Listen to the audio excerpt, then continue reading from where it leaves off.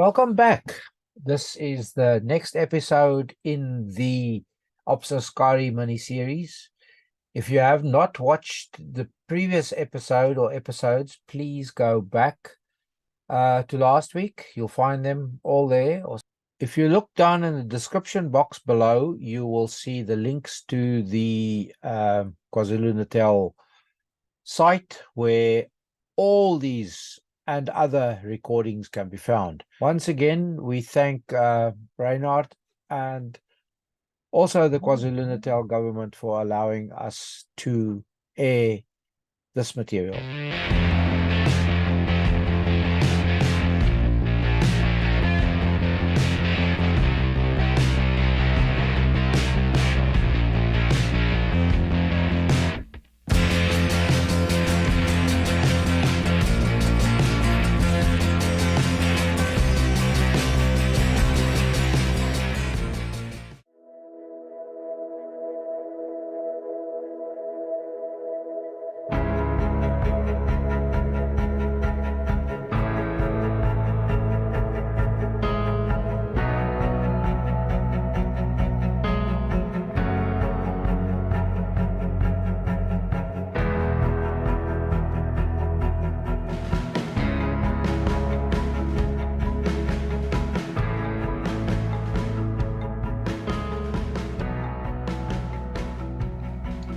Good day, my name is Peter Williams.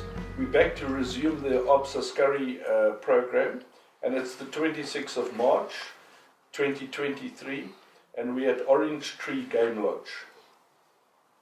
We just want to make a correction on the last recording, which was the guy that was beaten with a shambak was not a black SB member, and he was a white national serviceman who was a signaller at Mahoney. Okay. We're going to go over to Mr. Willem Rutter and ask him to introduce himself and tell us when his period of service was at 32's reconnaissance room. Yeah, I arrived in Amoni, or in 32 Battalion in 79, and left 32 Battalion because the battalion gave up our base in Amoni in the beginning of 84 after Askari. Yeah, that was my time in 32 Battalion at Amoni. Now, Askari was a unique operation, in my eyes at least. The best way to sum it up is what I told then CEO Commandant Eddie Viljoen. He became the CEO of 32 Battalion after Falcon, after Dion Ferreira left.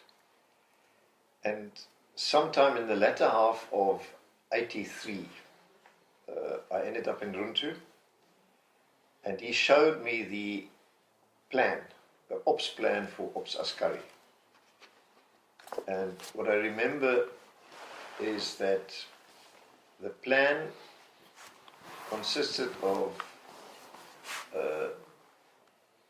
there was a principle involved in this plan, which I'd never seen before, and I never saw it afterwards. And I don't know of any other South African operational plan that was so well planned, in that it took the weakness of the enemy and our strong points and combined those two to exploit the weakness of the other side and to make use of our strong points. Now, in the operational area at that stage, north of the border in southern Angola, SWAPO obviously was being supported by the ruling regime in Angola, the MPLA, and they gave them all the support and helped them to get to the border. In this case, at that stage in 83, we'd worked so long in the shallow border area into Angola that they were forced to go back, and there were 3 terminals where FAPLA support ended and from which SWAPO had to carry on foot and try and reach the border in South Africa. And the further we pushed them back, obviously the harder it became for them. But at that stage, there were three terminals from where they sort of deployed. In the east, it was Kayundu, FAPLA base, in other words, Angolan government base, government troops. In the middle, it was Kuvelai, and in the west, it was Kahama. Once they'd been transported to those three places, from there, they were on their own. And the whole idea of Askari was to cut these terminals, these enemy bridgeheads, to take them, and thereby push SWAPO even further back and force them to start walking even further back. And the brilliance of Askari was that the plan, I still don't know to this day who was the brain behind Askari. Maybe it was more than one person, but whoever it was brilliant. It was the only time, and I repeat that because it's so important, it was the only time that our army sat down and made a plan on what was physically on the ground to exploit the weakness of the enemy and to make use of our strong points. The weakness was that that SWAPO and their hosts were forced to reach, well, they weren't forced, but that's what they did. They moved to these bridgeheads by one route only. There was only one route going down to Kayundu, there was only one route going down to Kuvelai, and there was only one route, which was a tar road, going down to Kahama. And if you cut that, you cut off the garrison. The FAPLA garrison at Kayundu, and the FAPLA garrison at Kuvelai, and the FAPLA garrison at Kahama. Of which Kahama was the strongest, and I won't discuss that because I wasn't involved in Kahama. I just want to mention it. From our side, it failed. It was a total failure. We never even came close to taking Kahama. But in the middle was Kuvelai, and this is where we were involved, 32 Battalion specifically. Now, in Eddie Viljoen's office, the then CO, as I said, in the latter half of '83, he showed me this and made me read it, and he said, this is what we are going to do next. And I was absolutely stunned. And I said to him that this is the first time ever I've seen such a brilliant plan laid on the table, because we had the advantage, we knew the area, I think better than anyone else, because we'd been working by that time for 4 years non-stop in that area, in and out, and we knew, I think, we knew exactly where the weak points were of the enemy, and we knew exactly our own strong points. And our own strong points were that we could move everywhere. With our vehicles, we had the Buffles and the Moffles and the whatever. We didn't have Caspers at that stage, not we didn't have at least. But our vehicles were able to bundubash, and southern Angola is relatively flat, and we could move everywhere. And we didn't move on roads, we just moved through the bush. So we could go around wherever we wanted to and go behind the enemy, and we were not bound to roads, while the enemy was bound to roads. Partly it was because of the vehicles we used. He didn't have these type of vehicles we had. They mostly used Russian vehicles or Soviet vehicles. But also partly, I think, because of the doctrine. The doctrine was tied to roads, and that's it. While we were exactly the opposite. We were highly mobile and we could move anywhere.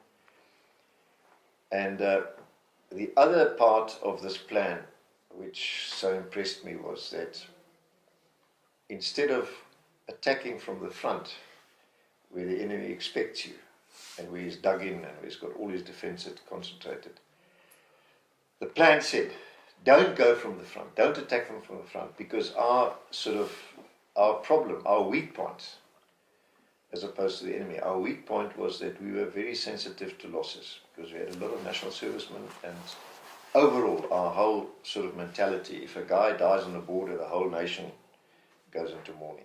Okay, so our government and our hierarchy was very much sensitive to losses. We wanted to keep our losses down. And so that's why the plan said, don't attack from the front, because you're going to have a lot of casualties. because they're prepared for you, they're sitting in bunkers and so on, waiting for you. Go around the back, because we've got the mobility. Okay, we can go anywhere in southern Angola, we just go around the back, we cut the road, because there's only one route going in, we cut that, and then we sit back, because they'll eventually run out of ammo and they'll have to give up that place. Okay, so we attack them from where they don't expect us, we cut them off, and then eventually the place will fall. So that was the picture I had at that stage, and that was the motivation to prepare. We prepared for that operation. Can't tell you exactly when we started preparing, but it was directly after when I left Runtu and I came back to the base. That's when we started preparing. And there's a lot of detail involved, which I hope will come out with the other speakers. So I don't want to really go into too much detail on the preparation. But overall, we trained for, I think it was months, for this specific operation. To get our vehicles, we used Buffels, which isn't the best vehicle that we had, but it was the one we had, and it was able to do bash. And the Buffel normally has got high sides, which makes it very top heavy, but the sides, the armor plating was there to protect the people inside. We took them off. We just took the sides off, threw them away. And so you were sitting on the Buffel facing outwards with no protection in front of you. But that was fine, because I mean, the idea is not to get shot at, the idea is to shoot. So that gave us the better view. We could point the rifle out and we could shoot. And we weren't planning to hang around and wait for the enemy to shoot at us. So we just decided, that's it. It's a lot of wastage. It makes the vehicle lighter. It makes it less top heavy, and it proved itself. We went through that whole operation for months on end, and these vehicles performed like anything.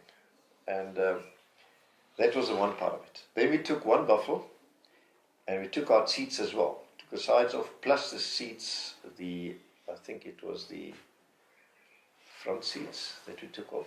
The three front seats. No. Yeah, we took the front seats. The front seats off. So there was now, it was the Buffel in front was sort of had nothing on it, and then we mounted a anti-aircraft mounting, which is a 360-degree capability. It could shoot into any direction, and on that we put 5.0 Browning. That 5.0 Browning was our main gun. So that Buffel, and then there were, I think, 4 seats for the crew. And that Buffel became our gunship, as we jokingly referred to it, because that was our main support weapon, that 5.0 Browning on that Buffel, mounted on that Buffel. And then we had a support vehicle, which was a Moffel from the LWT, the light vehicle workshop that we had.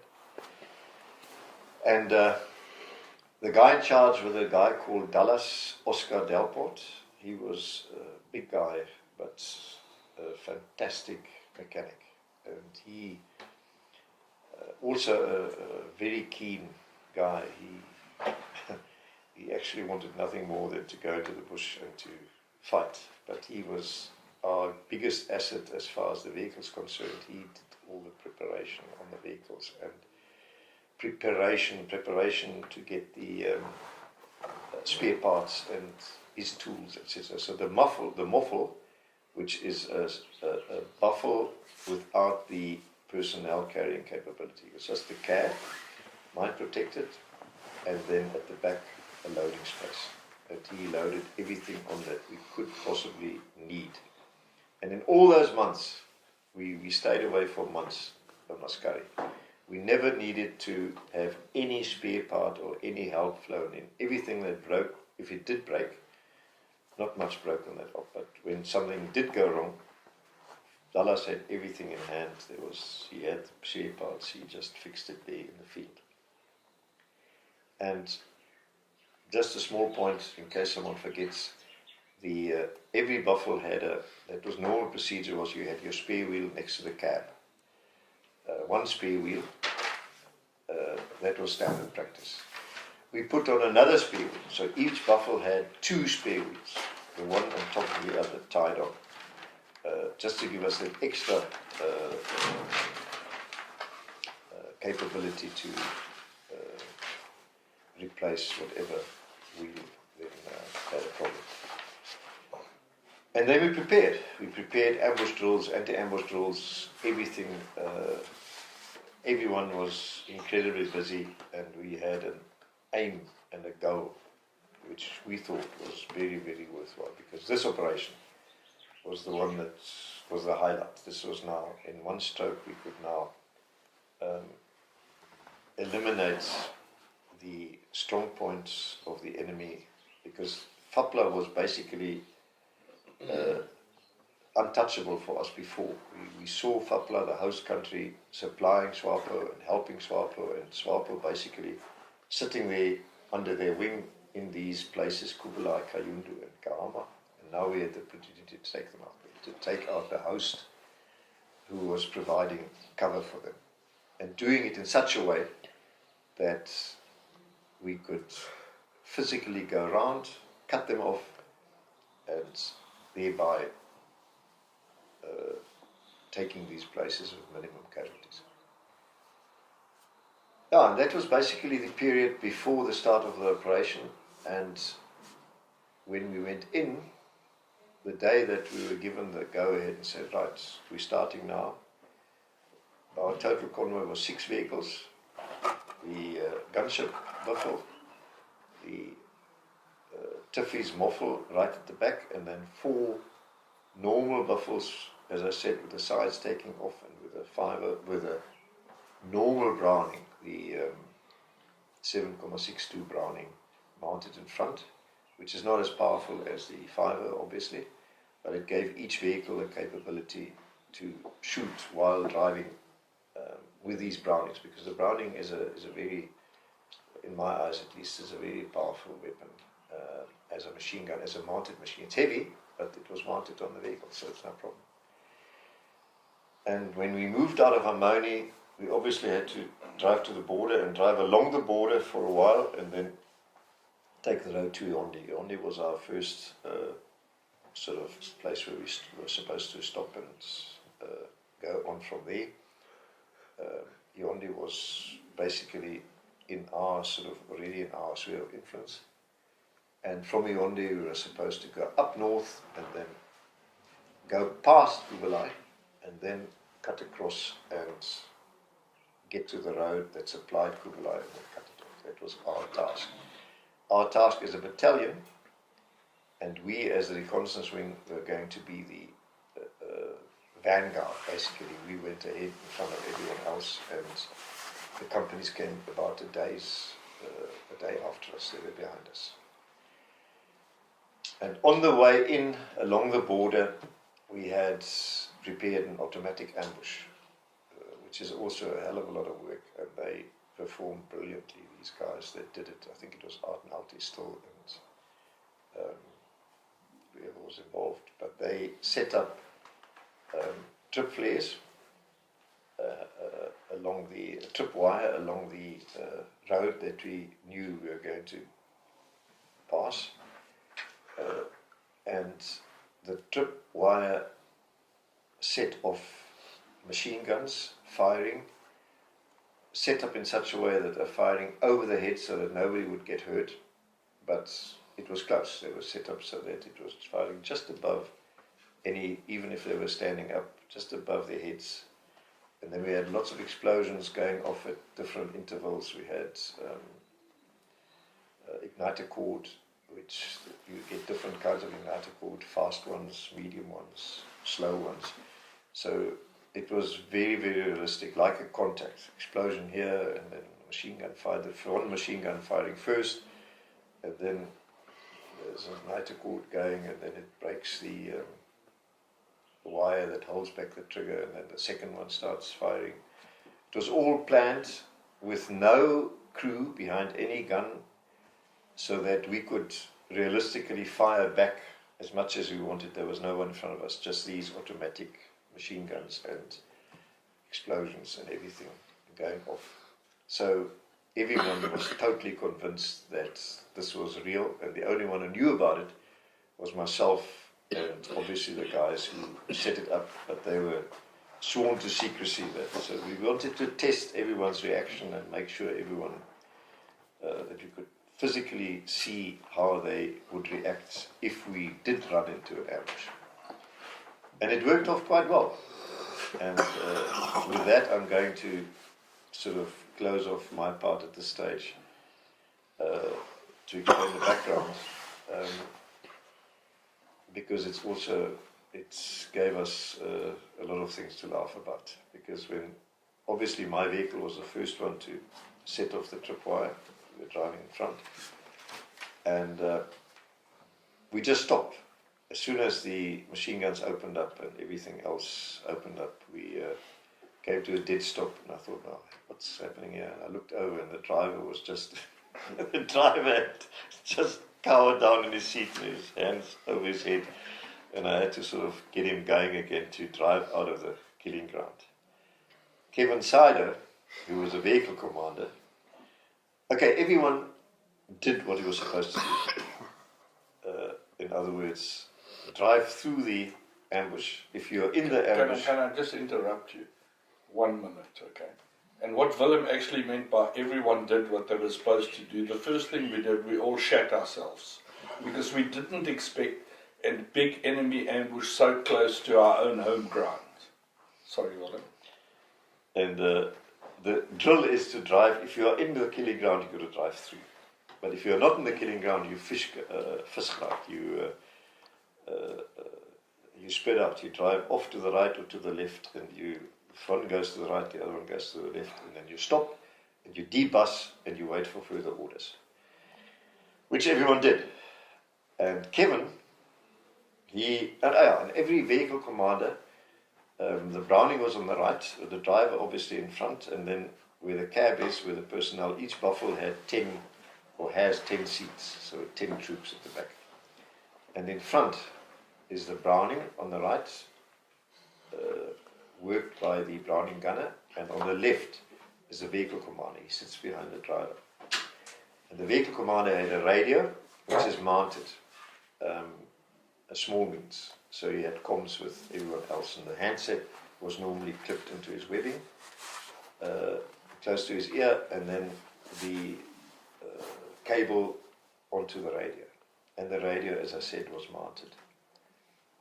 And when you jump off, you can obviously take the radio out with you and talk to the others. And now the ambush is sprung, vehicles deploy as they should deploy, Kevin's vehicle as well, and he comes to a stop, and now they all jump off into all-round defense and make comms on the radio. So Kevin jumps off, and he tries to raise all the other guys, and there's no answer. Dead quiet. No response at all, and he keeps talking. Eventually he's shouting into the radio, "Where are you?" He said, typical, he turns around to the others, and typical, when something happens, everyone just ignores his radio and just does his own thing, and they don't think of comms. Until one of his troops came up to him and says, "Sergeant," and he points to the vehicle. And there was Kevin on the handset, screaming the odds and shouting and trying to get comms. And behind him there was a cable trailing and ending in loose wires, because he jumped off without taking the radio off. And obviously the cable had ripped out of the radio, and he was trying to get comms with the radio still sitting up on the vehicle with no connection between the radio and his handset. So obviously he couldn't get comms because his radio wasn't working anymore. That was one of the things that was funny. And after that we did a debrief, I think, and then we carried on and went into Angola, and the op started. Another funny thing was that year, I think, at some stage, we did an operation where we took far more weight on us than normal. And I'd just come off a course, wasn't really as fit as I should be. We all carried about probably double the weight we normally carry, and to cut a long story short, I had a hell of a back problem. And I was fortunate that the doctor said to me, "Listen, we can operate, but once you get operated in your back, you'll never be the same again." So I said, what's the alternative? I said, no, time. You've got to allow the moment whatever's in your back between those different bones is swollen and it pushes against the nerve, and you've got to give it time to shrink back to its normal size. And that takes time. In fact, it took more than 6 months for me to come back to normal. But in the meantime, you've got to lie down and only get up when you feel it's now better, and then as soon as you start walking, you feel, okay, now it's pushing against the nerve again, and you lie down again. So it's a process. You slowly start getting up, slowly the times that you can walk around get longer and longer. But it takes months. In fact, he said in the beginning, it takes 9 months until the whatever is infected and swollen shrinks back to its original size. But I was fortunate that I could sort of adapt. So I had a bed in the ops room where I was lying on and doing the thing that I had to do in the ops room, and otherwise I could sort of get in those times that I've got to lie down. But I knew that as soon as we start with this operation, we've got to, sitting in a buffle is agony. As it is, even if your back is 100%. But in my condition, if I had sat down in that op, I would have stuffed my back out totally. So I had a bed made on the buffle. I think it's the only operation that was ever done in the South African Army where the person going with is lying on a bloody bed and being driven around the countryside on a buffle and on a bed. Anyway, that was the other funny thing, and as we go along, we'll probably have more opportunity to laugh. I just want to also say that the other guy that was involved with setting up the ambush was Piet Norkier, and I think they did a very wonderful job, and they did catch us by surprise. The vehicle that I was the commander of at that stage was the 5.0 Browning vehicle, and it only had 4 seats in it, and with me was Corporal Fick, and Corporal Fick was a national serviceman, and he was in charge of the 5.0 Browning, and him and I had some altercations because I thought the 5.0 Browning was the bee's knees, and he did too, but he didn't look after it as well as what I wanted him to look after it. And I wanted him to sleep next to the 5.0, and he always insisted he wanted to sleep on the ground. So we had some altercations with Corporal Fick, but I will say on that particular day, I think he expended half the ammunition we intended taking with, because he just, as the ambush started, the driver was very good. He moved forward. We went into next to Willem's vehicle and we started firing. Initially, Corporal Fick was looking for deliberate targets to fire at, and we had reports on the radio that there was a whole lot of guys running in the front, and so we just started firing frantically. But the interesting thing was that just before the operation, a couple of days before, they flew a capture in, and he was the political commissar of the Eastern Front Detachment. And coming from Fort Reef, which was the 5.1 reconnaissance base in Ondangwa that is right next to the airfield where they kept the captives, and then you could go and draw a captive and you bring him with him. They never actually gave his name to us because everything is very secretive with 5.1 reconnaissance. So we just named him Johnny Skyhawk. And during this contact, we said that Corporal Fick's job is to make sure that Johnny Skyhawk is kept safe, and he must keep an eye on Johnny Skyhawk so he doesn't escape, because obviously if he escapes, although he didn't know what the plan was, he knew that we were going into Angola to cause trouble.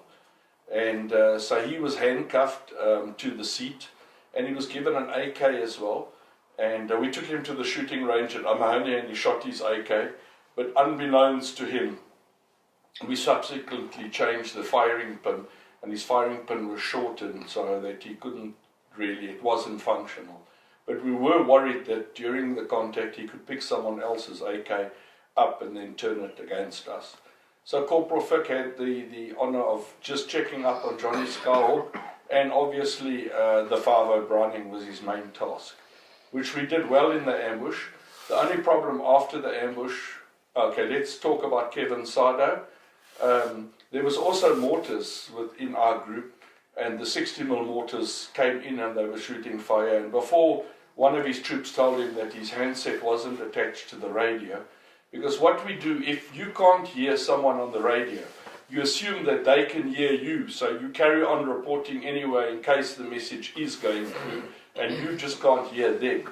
So he was very proud to say that he was bringing in the mortar fire on the correct, to say up 100, more bombs to the left, more bombs to the right, and he was very chuffed with himself because he thought he was, correcting all the mortar fire and so on. But afterwards, when the fire died down and we didn't form a laager, we were still in an extended line, and we had to report that everyone was fine and no one was wounded and so on. Corporal Fick told me that Johnny Skyhawk had disappeared and he was no more on the vehicle. And obviously we didn't tell Willem at that time. We started looking for Johnny, and Johnny was missing, he just wasn't there. And we started looking for tracks around our vehicle, and our vehicle was very panicking. And I know the vehicle next door to us, we said, hey, we're looking for tracks, we think Johnny's gone, and so on. And I reported to Willem that Johnny Skyhawk had escaped, and that was it. And obviously Willem was fucking the mood in about this, because now the whole operation was, compromised. And Corporal Fick was told to start cleaning the vehicle because I was the mood-in with him. And the buffels got seats that you sit with your back towards the center and you look outward. And there's a very small space for the ammunition in between. And Johnny managed to get himself under the seat in that small space because he thought obviously the enemy was going to destroy him totally. So while cleaning the vehicle at this stage, Corporal Fick reported that he's recaptured Johnny Skyhawk and he's still in the vehicle. After that, we did a debrief, and just to make sure that we had enough ammunition, and obviously ammunition was taken for the 5 Browning from the mark back to our vehicle. And then we proceeded to cross. We were traveling, we were going in the direction east, parallel with the cut line. We then turned north. Then we went to an area called Lagouche de Elephant, which was like a watering hole. I don't know how long we spent there. And then from there we went to, Tinos, help me, Las Palmas, eh? Palmarinas. Palmarinas was the next stop, and then the next stop would obviously have been Yonde. But I think we slept over one night before we got to Yonde, because Willem had an incident the day after we slept over.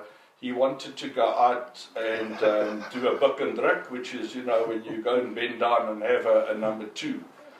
And it was early morning, and it was just after first light, and he went out there and he got himself a nice fallen down tree, and making sure that no one was watching him and he was fairly safe. And he put his weapon down and he pulled his pants down and he done his business and everything. And obviously he was enjoying himself because he overspent his welcome. And then he put his hand out with this fallen tree to help himself up, and he touched a very big snake. And so I'm not actually sure if he finished the paperwork on that number 2 or not, but he returned at a very high pace back into the TB to report that there was a very, very large snake that had interrupted his private toilet business. Ek is Tinus Marie. Daai dag, ek sê nou maar begin, die ambush het maar presies dieselfde gewaarwording gehad as, dis deur mekaar, jy probeer die vyand sien, jy sien niks, en jy het maar oor die algemeen net in die rigting gevuur waar jy die skote vanaf gehoor kom het. Dit was maar redelik deur mekaar gewees, vir ons jonges veral, die nuwies, en die eerste voertuig hinderlaag waarin ons was, en toe ons daar wegbeweeg het, toe ons by Palmarinas gekom het, ek dink dis die koudste wat ons nog gekry het, is daai aand wat ons daar geslaap het, en wat ek goed kan onthou, die konvooi was redelik lank gewees, en hy het baie stadig gegaan, en daar was baie stof, so almal het probeer om half uit die stof uit te kom, maar jy moes nog 'n redelike orde handhaaf in 'n lyn ry, maar daar was van die drywers wat redelik vaak was, en ek kan onthou dat een van die drywers het in 'n boom vasgery, want die boom was bietjie te groot vir Boendo Bash, en paar manne se koppe geslaan, en toe die bevelvoerder vir hom gesê, hy moet almal moet afklim en ons moet ons gesigte eers was, en weer wakker word vir 'n slag. So, dis my, vir daai oomblik met die ingangsslag, wat ek kan onthou. Ek was in die gelukkige en die bevoorregte posisie om 'n PKM wat 'n redelik groot masjiengeweer is, saam te dra. En ek dink die PKM, as ek reg onthou het, so 'n boks gehad, en ek dink dit was so 100 rondes. Well, I think it took about 100 rounds of ammo, and it was quite a heavy piece of equipment to lug around. And getting off at speed with something like that, trying to put fire onto somebody who's seemingly angry with you, I just remember trying to think not to try and lose my teeth while getting off with that heavy thing and still not making an ass of yourself trying to get them. I just realized how difficult it is to actually get down quickly and still be effective with that thing. And I think that sort of struck me how quickly things can go wrong, and why it is so important that one is familiar with the weapon that you carry, and having this concern that you're not being effective, and trying to maneuver that thing on your own and still get it effective fire on the front. That was, to me, reflecting back on that, I think that was something that I realized that, when things go south, you have to keep your head together and just try and focus on in the moment. And I think that was sort of something that I really realized then, came home very quickly. Yeah, I think for me, the thing was, it's always a little bit of a mekaar spel, but the thing is, you get off the vehicle and you go into your drills, ambush drill. And then you try to make a bit of sense what's happening around you. First is to get yourself off there, get yourself in a position where you can fire, and then you start looking around, where's your other buddies and what's happening. And but after a while you realize something is wrong here. It's not, if you're used to a proper contact, then you realize suddenly something is not the normal contact here. And then after a while everything settles down and we get our orders. But no, I think we did very well. We were well prepared. We were well, always in options, so the thing went off quite well.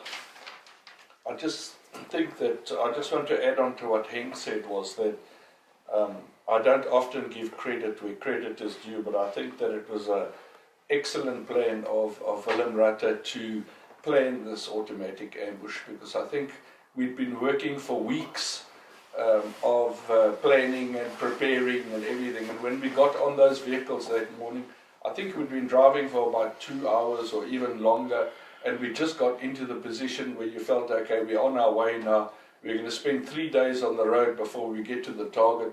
And I think we were just totally exhausted, and I think a lot of us were just snoozing in our seats with our seat belts on. The one difference that Willem mentioned earlier as well is that the sides had been taken off, and there was just one piece of metal bar from the one side to the other side. Now normally when you get in the buffalo, especially when we went to Oekik, which is about 18 kilometers north of Amahoni, and it was a little satellite base where we had Bushman and Tiens Elof was the base commander there. We used to climb in and strap in, and although the buffalo has a very big roll effect, I think some of us mastered the skill of falling asleep with the belts on, and it was quite therapeutic, this like back rub and the motion and everything. So on this first trip now into Askari, I think we went into that half sleep mode and everything. But the difference here was we didn't have the protection of the side.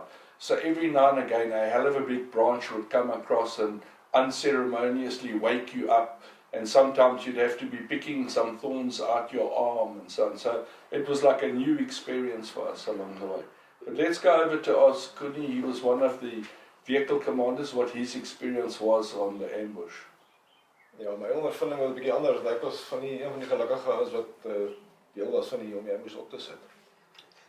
For a whole lot. So here we have the enemy in our midst and we didn't know. Yeah, I knew what was Okay. coming, so I wasn't surprised by the ambush. I was having a good laugh at Kevin having a conversation with himself and watching what the other guys were doing. So I wasn't really taking part in fighting off the enemy because I knew there wasn't any.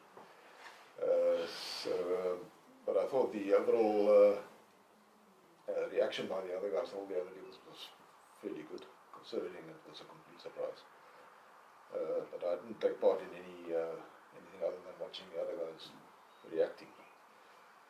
So that was my take on that. I wasn't taking my surprise, but I was So you part were of setting it up. Yeah. you were actually partaking in a little bit of humour there, just Yeah, laughing yeah. at the whole situation. Yeah.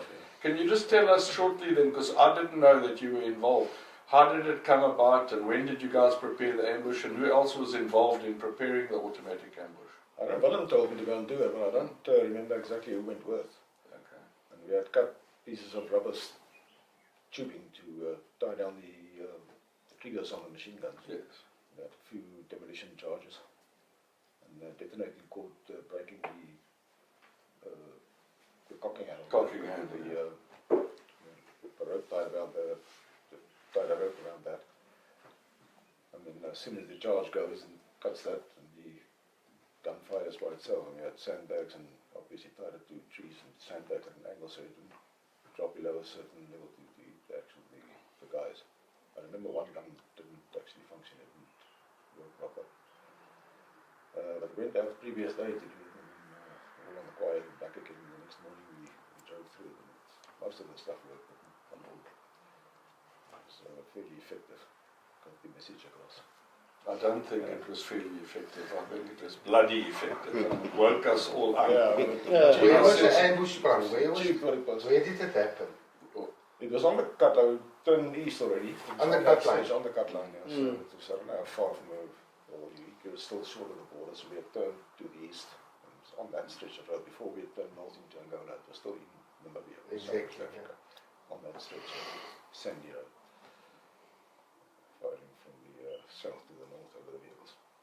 And I suppose we better also thank Kuni because if anything had gone wrong with that automatic ambush, one of those machine guns could have dropped and we could have actually been within own fire and got killed. So it was definitely not a simulation at all. It was, for us, it was the real thing. Okay, so we've gone off through the ambush. I think, here's your jammer. No, The I am 100% sure. I was with Kuni. You were with Kuni. So you I were also am one of the pretty enemy Could have guys. been, yeah. Because can't recall I had a laugh during the ambush. Okay. And I can pretty much recall what Willem said, the driver that first stopped.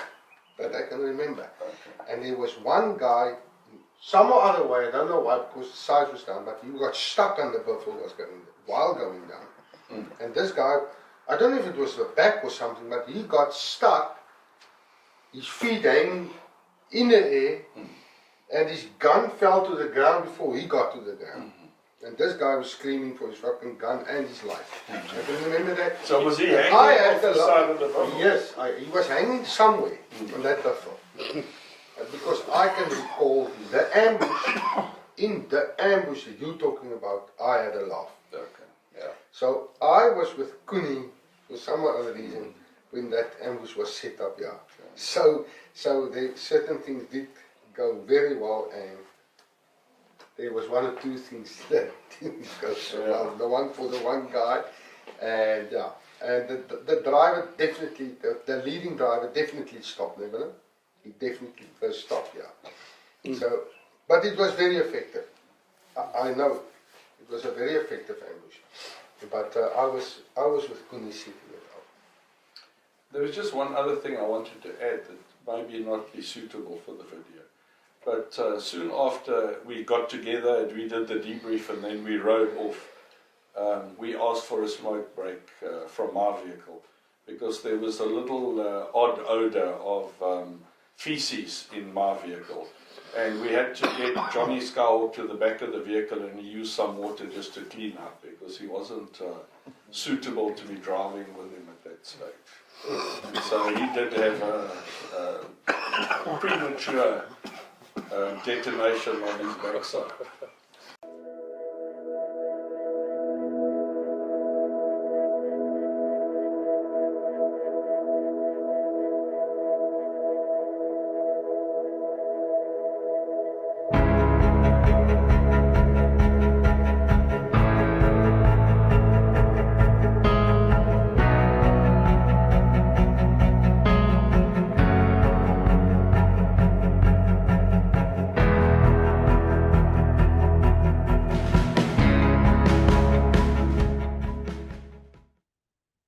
We've come to the end of this episode. Do look out next week for the next episode. Thank you again. If you want to share your story with us, feel free to do so. The email address will scroll now. Thank you. And as we always say here at Legacy Conversations, until we meet again, God bless.